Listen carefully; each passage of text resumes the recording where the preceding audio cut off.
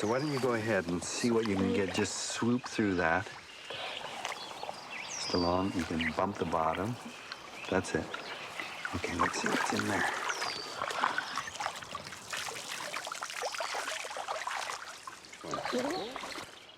He's a big one, eh? Looks like an old, shriveled up man. Like you. Like me. My grandson was dragged across the line yesterday and arrested. I come before you with grave respect, but now you are here to enforce the law. That does not mean that you are above the law or that you make your own law. If we continue to look at the land and the world around us just in terms of dollars and cents, we are going to destroy the very things that make that land so precious to us, the very things that keep us alive and healthy. That's what this battle is about.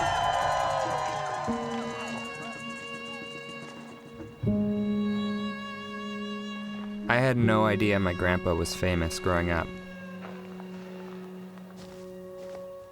You start to clue in when your movie dates are always interrupted by people wanting an autograph.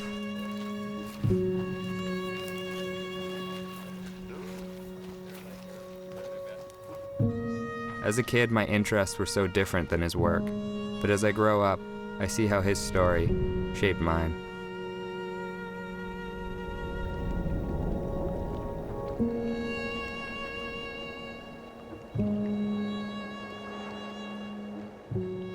You know, my mom and dad were born and raised in Canada, never been to Japan. I didn't know there was a war. I was 5 when Pearl Harbor happened, and I was just a Canadian kid. I had no idea that Dad was gone. He was sent to a road camp, and then suddenly we're taking a train ride. Oh, this is exciting. We're all in the train, and we're going this distance. I didn't realize that everybody on the train was Japanese. We get dumped off in Slocan, so they put us up in these abandoned hotels. It was all kind of an adventure. I wasn't aware that every morning we'd wake up covered in bedbug bites. My first encounter and realization about discrimination came from the other Japanese kids. I couldn't speak Japanese. Most of the kids my age all had parents that came from Japan, so they were fluently bilingual. And they'd flip from English to Japanese, and I didn't understand. So they'd beat me up all the time. Fortunately, Slocan is at the heart of what is now Valhalla Provincial Park, this amazing place. I didn't play with the kids. I was out in the woods, and it was really there that I had my bonding with nature. But out of that, I grew up with a really strong sense of hating racism.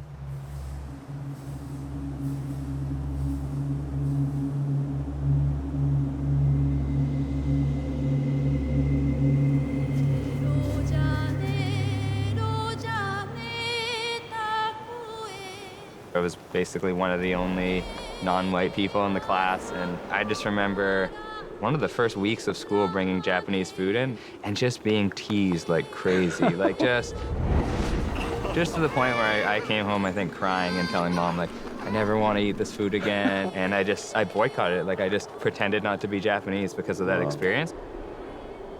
Those small things kind of live inside of you and then build a bit of shame.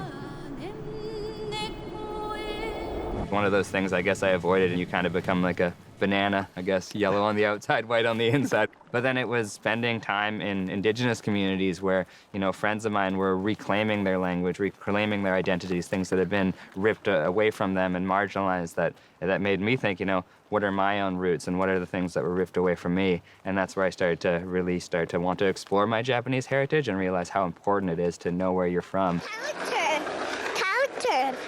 It's our turn. Tamo's turn to what? We're gonna go fast. For me, my connection to culture and a place to heal has always been through the mountains I love.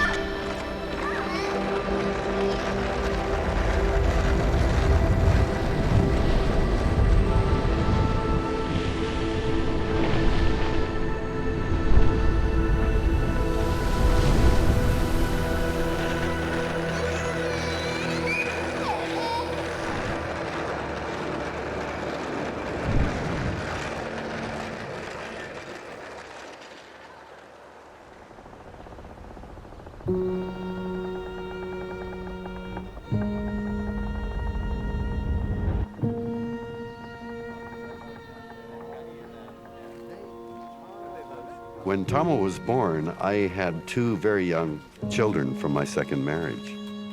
So I was into full fatherhood. To be suddenly thrust as a grandfather was a bit of a shock because I hadn't accepted that I was that old yet.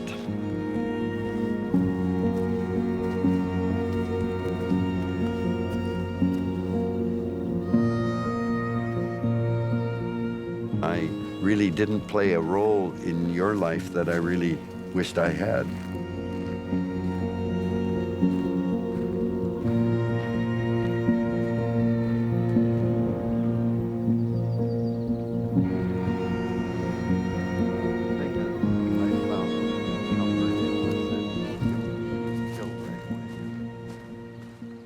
My mom and dad are my heroes. They took me into the backcountry when I was 11 days old, and they gave me that love for the outdoors. It's because of them so much of my identity comes from the mountains and the oceans they took us to, and it's given me a place to find peace.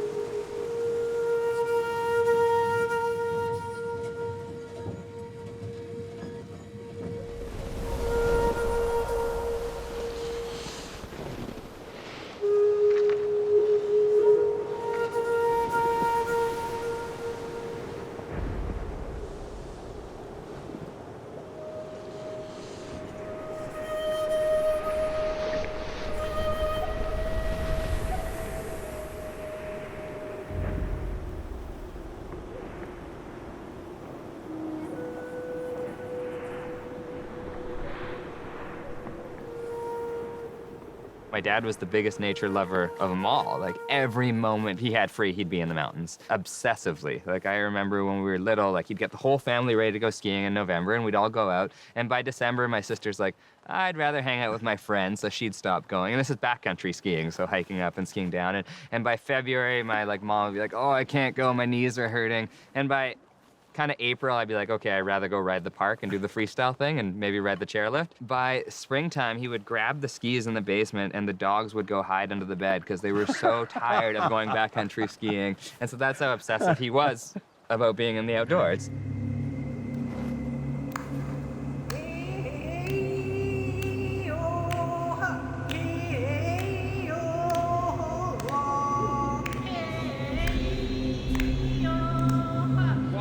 Putting our economic system, the market, above the very ecology that we all depend upon.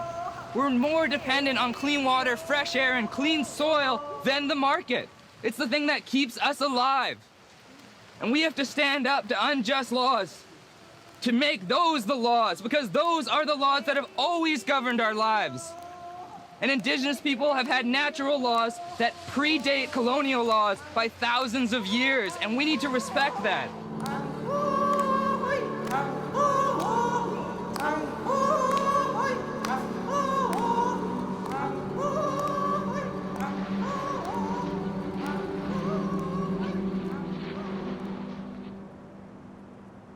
My dad's side of the family from Chile has a very different political background.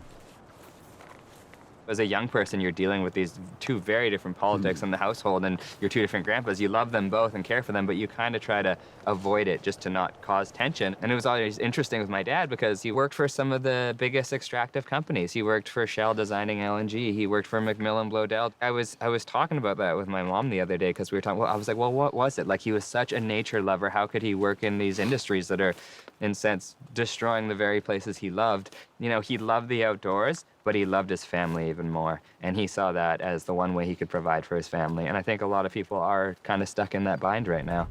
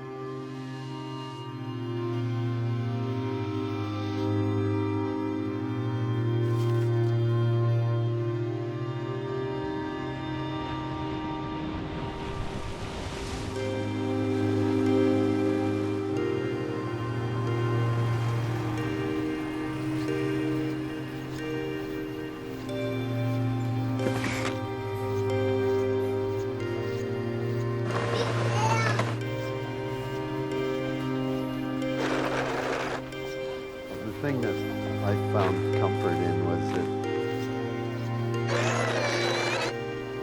he was killed right away. Oh! Okay.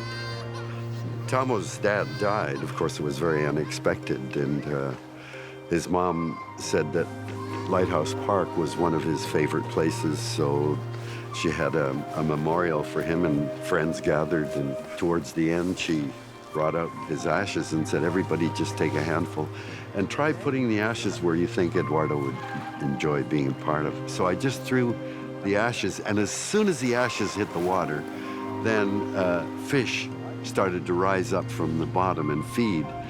And I was so excited because Eduardo is back in the system.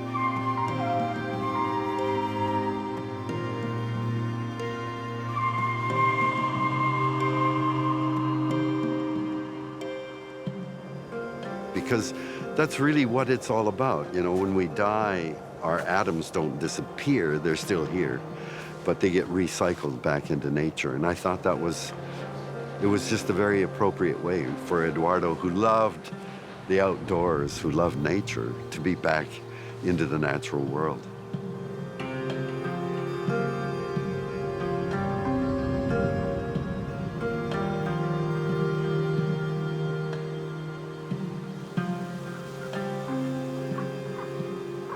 The more I listen, the more I realize I inherit not only the pains of my grandfather's past, but also his resilience.